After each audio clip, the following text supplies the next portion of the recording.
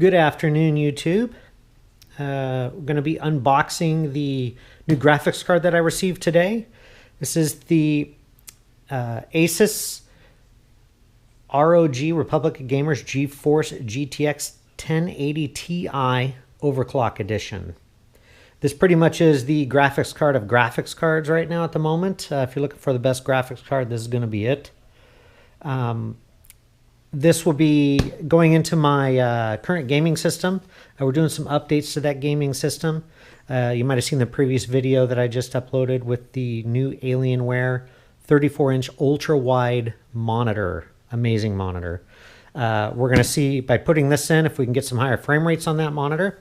Currently, we're running an ASUS GeForce GTX 980 Overclock Edition in there, and can run it at ultra settings all day long on the monitor, even at the 3440 by 1440 resolutions.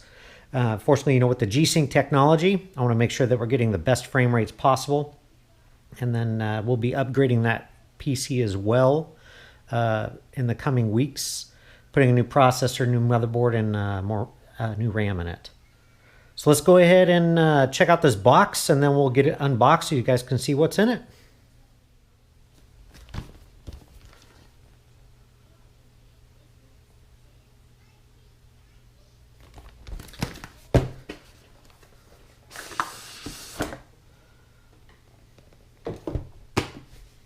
Right, nice strict box, nicely packaged. All the graphics cards I've been buying in the past have all been by ASUS. I really enjoy their graphics cards. I don't have never had any issues with an ASUS card, so that's why I keep buying them. So very nice packaging, none of the cheap foam. Inside the envelope here, speed setup guide, all languages, the Strix gaming graphics card, more than likely drivers, probably already outdated drivers because those are constantly updated.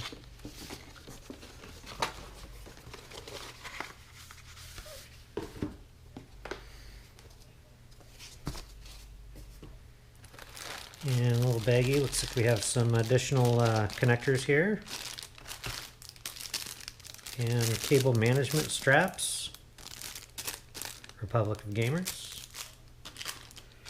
And this looks like to be, was that 8-pin? It's like 6 pins, 6-pin and 6-pin. And the card.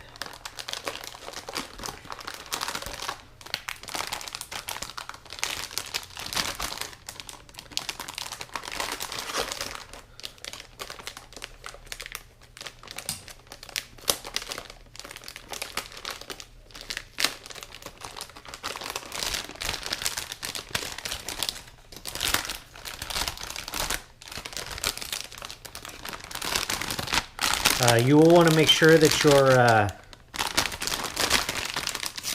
me get this open here. And that's a graphics card.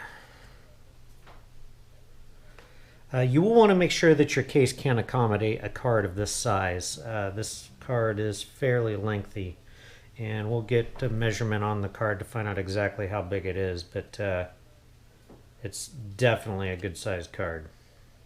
It's a great looking card, and we'll go ahead and get the side-by-side comparison together with the 980 GTX Strix, and so you can see the difference between the two. Currently right now I'm at 60 frames per second, steady, ultra settings on my 980 Strix card. So we'll go ahead and get this one in the system, and we'll get it set up, and then we'll see what kind of frame rates we're running on the same games. Alright, this is the current size of the 980 GTX Strix in this current case.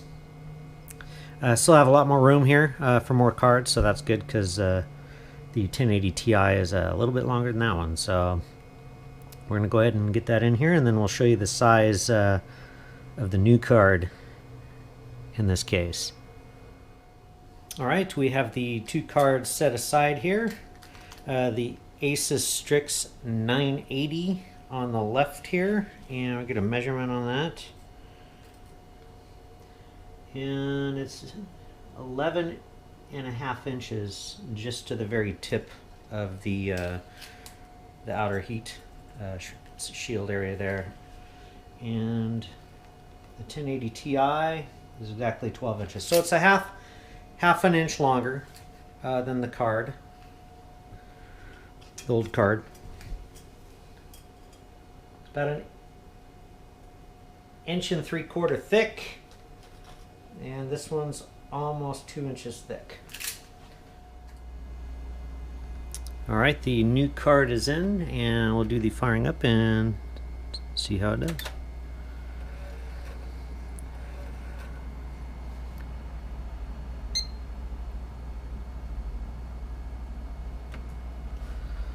Nice glow on the card.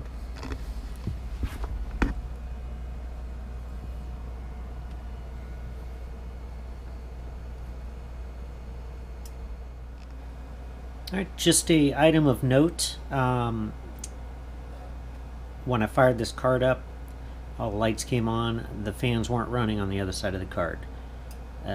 This is normal. I did find out on some forums. The card fans only spin up when the card reaches a certain temperature, I believe 60 degrees Celsius or somewhere right around there. But this is how it maintains its quiet, how the card stays quiet. I understand maybe you can go into the tweaker on it and actually set the fan speeds to specific, but it is normal for the card fans not to function unless it's under load. All right, it looks as if the successful install.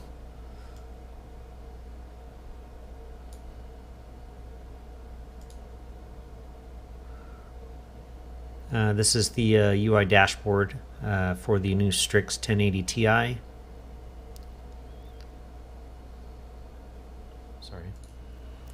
So we'll do full screen. 120 hertz we'll try to crank it up to because the monitor is jacked up to that. And vertical sync on.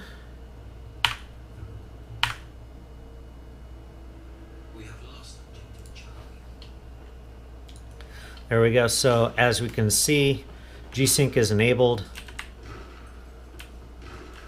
Frame rates are about 119. 120, anywhere from 90, looks like 90s to the 120. It is very smooth. Yeah, so the verdict is that you do get additional frame rates with a newer card and an older system. However, being this system is not super old, it is a 4770K, 3.7 gigahertz with 16 gig of RAM. This day and age, though, I think 16 gig of RAM is a little bit low. You probably need to be running 32 or 64 at least. But you will breathe new life into an older system with a bigger card, newer card. But yeah, this actually worked out well, and we'll go ahead and be making an upgrade to the system here very shortly, and then getting some newer hardware in CPU and RAM and additional. But as you can see, consistently I'm running about 100 to 120 frames per second since we did make the update to the graphics card, which is actually makes me very happy. So, all right, I'd like to thank everyone for watching, and please don't forget to subscribe.